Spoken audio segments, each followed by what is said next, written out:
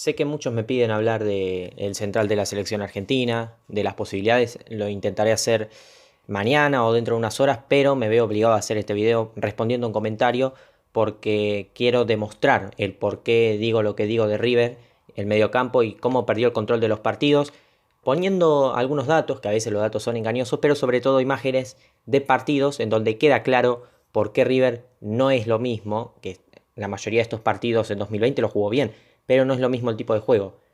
Pierde control en la mitad de la cancha, es un juego mucho más directo, más vertical, es un equipo que el esquema no beneficia de todos los jugadores y que defensivamente ha tenido carencias River. Si vamos a todos los partidos de este año oficiales, empezamos con el de Independiente, ganó River 2-1. Si nos fijamos, tuvo ahí la misma posición que Independiente, 51-49, y alguien va a decir, bueno, pero era el primer partido del año, sí, y también Independiente es difícil ganarle en su cancha, pero River le costó tener la pelota ante un equipo que la mayor parte del segundo tiempo jugó con uno menos, que fue Barbosa, expulsado. Es decir, te costó dominar contra un equipo que tenía un jugador menos. Esto también es un punto a marcar en contra de River. Contra Godoy Cruz dominó y fue un gran partido, sin ningún tipo de dudas. Ahí no tengo nada para decir porque ya lo dije en su momento, para mí fue un gran partido de River contra Godoy Cruz. Contra Central Córdoba, ahí tampoco puedo decir nada porque River jugó casi todo el partido con uno menos y sin controlar a través de la pelota hizo mucho mejor partido que Central Córdoba y mereció ganar clarísimamente. Contra Unión, ahí empezamos. Sí, River tuvo gran parte de la pelota, un 65%, pero también el rival le regala la pelota a Unión. Decidió que River tenga la pelota porque se encerró atrás y lo hizo muy bien ese cerrojo. ¿Qué pasa? Empezamos acá uno de los primeros problemas. Si nos fijamos en el partido contra Unión, vemos que a River le costó mucho profundizar. ¿Por qué? Porque vemos que en el esquema tiene los laterales rápidos y Unión, ¿qué hizo? Cerró las bandas. Entonces los laterales les cuesta pasar y no tienen jugadores que los ayuden para desbordar por banda. De la Cruz puede pegarse a la banda izquierda, pero después en la banda derecha Nacho Fernández no es un jugador capacitado para pegarse a la banda, porque no es esa misma capacidad de velocidad y desborde que tiene De la Cruz. Y además que Nacho Fernández hoy está jugando muchísimo más por dentro debido al esquema, porque el mediocampo prácticamente es de los laterales, porque River está jugando mucho más por las bandas. Y River le costó mucho dominar ese mediocampo, entró Quintero y el equipo quedó muy mal parado defensivamente, porque Quintero no tiene retroceso, trabaja muy poco en la presión y el equipo queda descompensado, porque sí, De la Cruz puede trabajar en lo defensivo, en la presión, pero a veces puede dar una mano en el medio y queda un espacio por fuera, Casco a veces no puede bajar, el equipo queda descompensado por una banda, Quintero no baja, queda descompensado por la otra banda, Nacho Fernández tiene que hacer un desgaste enorme y el equipo queda muy mal parado. Enzo Pérez, al ver que son tres centrales, no se suele meter siempre entre los centrales, entonces también el 5 no cubre esa zona, los centrales se adelantan mal, hay pérdida, el equipo llega tarde y queda descompensado contra Unión. Defensivamente River estuvo muy flojo y se salvó aquella noche. Contra Banfield, también muchos momentos River le dio la pelota a Banfield, Banfield controló, pero es cierto que Banfield tampoco generó ningún peligro, más allá de un remate de Osvaldo. Después Banfield no hizo un buen partido en ataque, pero River también le faltó bastante en control, aunque es cierto que si ese día hubiera estado más efectivo, le hacía por lo menos 2 o 3 goles a Banfield. Contra Estudiantes de La Plata se veía un River claramente vertical, aunque en esta vez River lo hizo muy bien el planteo, hizo un muy buen partido, y Estudiantes dejó mucho que desear. Y en el último partido de Defensa y Justicia, que lo analicé recién apenas terminó, vimos que River tuvo un 49% de la posesión. Y me van a decir, ¿pero qué te sirve la posesión si ganas o no? Para un equipo como River es importante, no tanto por la cantidad de posesión, sino porque en la cancha se ve, no lo digo tanto por estadística, pero quiero dejar esto en claro para que se vea que las estadísticas de varios partidos te están demostrando lo que estoy diciendo, que le falta control a River en el mediocampo. ¿Y qué pasa? Cuando perdés el control, dependés más de lo que haga el rival, de lo que hagas vos con la pelota. Y River, al perder control, no es un equipo que está acostumbrado a defender, sí que defiende tras pérdida presionando arriba o presionando mitad de cancha o en la zona donde la pierda, pero no es un equipo que juega, por ejemplo, al repliegue y te sale de contra. No, no es eso River. River es un equipo que le gusta proponer. Y River quedó muy mal parado defensivamente contra la Defensa y Justicia, ya lo dije, el equipo quedó muy expuesto, y no porque el mediocampo sea malo, porque son cracks los jugadores de River. Yo en ningún momento dije que los jugadores de River eran paquetes, como en un comentario me ponían. No, Nacho Fernández es un crack, posiblemente el mejor del fútbol argentino, para la mayoría lo es. Enzo Pérez es un 5 impresionante, para mí es el mejor del fútbol argentino. Después está De la Cruz, otro jugador impresionante. con mucho futuro. También está Juanfer Quintero, que es un crack total y tiene un potencial impresionante. Y sí, los laterales de River cuando van a la zona del mediocampo también, mucha capacidad en ataque. Pero una cosa no quita la otra, que sean grandes jugadores no quiere decir que el mediocampo esté del todo bien, porque en cuanto al manejo y al control se ve las carencias de River. Ya las estadísticas te lo marcan, pero voy a poner ejemplos para no basarme solo en los numeritos, porque insisto que a veces los números pueden ser engañosos. Y voy a poner imágenes, voy a empezar por el partido contra Independiente. Vemos que acá tiene Independiente la pelota, que es cuando hace el gol del empate contra River.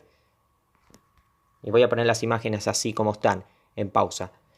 Vemos que Independiente abre la cancha, se la dan a Sánchez Miño. En este esquema de River, los laterales son mucho más ofensivos que antes. Entonces esa zona la tienen que cubrir los centrales. ¿Qué pasa?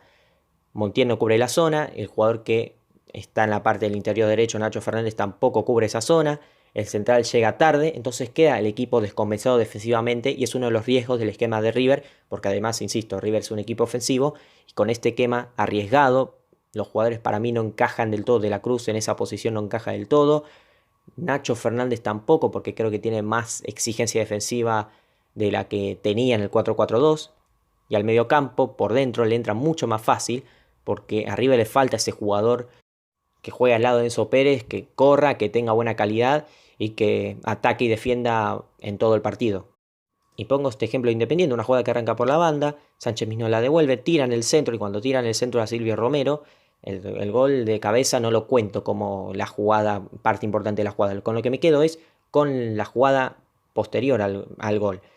Cuando recibe la pelota, el que le da el centro a Silvio Romero, que es el que empata el partido, vemos que está Nacho Fernández mirándolo y hay otro jugador de River mirándolo. ¿Qué pasa? Ese jugador quedó totalmente solo porque no hay un jugador que acompañe a Enzo Pérez para que recupere pelotas. Y también, insisto, los laterales en este esquema son muy ofensivos y no baja mucho a defender porque están los centrales para cubrir esa zona. Pero si los centrales cubren una zona por la banda, después por el medio, ¿quién cubre? Enzo Pérez no puede hacer todo solo. Entonces el equipo queda descompensado atrás, porque falta ese Palacios, ese tipo de jugador que le dé una mano a Enzo Pérez y que lo ayude. Otro ejemplo que voy a poner es en el partido contra Unión de Santa Fe, cuando Unión estaba perdiendo contra River ya en el segundo tiempo. Vemos que uno de los centrales de River quiere ir a presionar. ¿Y qué pasa? River, cuando tiene tres centrales, uno va a presionar y puede decir, bueno, si va uno a presionar y lo atacan a River a la espalda de ese central, quedan dos centrales y no pasa nada. No, no es así, porque insisto, si hay un jugador que cubre una zona por dentro y otro que cubre una zona por fuera, si te llegan a penetrar esa parte, el equipo queda totalmente expuesto. Y es lo que pasó. Rojas intentó ir a presionar con la mirada, ni siquiera fue a sacarle la pelota directo al jugador de Unión. Atacan a su espalda, Montiel en vez de cubrir esa zona se queda ahí por la banda, porque hay muchos jugadores marcando uno solo. Este jugador se arrastra a las marcas y el otro jugador de Unión queda absolutamente solo. Pero River se termina salvando en esa jugada porque Pinola lo esperó y cortó muy bien. Aunque River casi le genera una situación de gol por una jugada mal defendida que yo considero que es por el esquema de River, que no es del todo fiable defensivamente. Luego es verdad que después de ese corte de Pinola sigue la jugada en un par de rebotes y Unión hace una buena jugada y casi lo empata. Pero yo creo que es más por mérito de una buena jugada de Unión porque fue una buena jugada asociada y a un River con un 4-4-2 le hubiera pasado lo mismo. Pero la jugada anterior sí que yo creo que depende del esquema. En el partido River-Banfield, la única jugada clara de gol de Banfield, que la hace Osvaldo, que hace una muy buena jugada, la pica y casi mete el empate para Banfield. Vemos que cuando recibe la pelota lo va a presionar Rojas. ¿Qué pasa? Si Osvaldo lo pasa a Rojas, como ocurre en esta jugada, otra vez el equipo queda descompensado porque los centrales se abren. Me refiero a los que están de primer marcador central y tercer marcador central. Esos jugadores se abren para dejar ese espacio en el medio para el otro central que juega de líbero. ¿Y qué pasa? Llegan a penetrar la zona del líbero y el equipo queda descompensado. Porque ese jugador Rojas tiene que ir a presionar una zona en la que no debe, porque se adelanta demasiado, porque en esa zona tienen que estar o el 5 o el jugador que acompaña al 5. No está ni Enzo Pérez, ni tampoco está el jugador que acompaña a Enzo Pérez, porque insisto, no tiene un jugador al lado que lo acompañe. Está delante de él Nacho Fernández y de la Cruz, pero son demasiado ofensivos.